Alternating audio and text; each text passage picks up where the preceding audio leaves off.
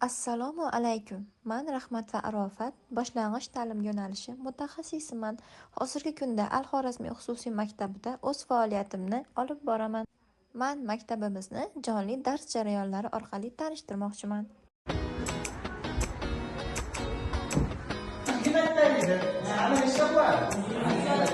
O'zini yuzlik degan.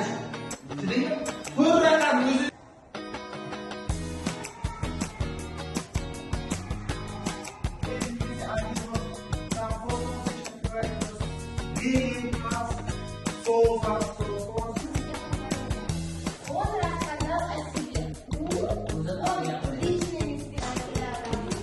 Sifat,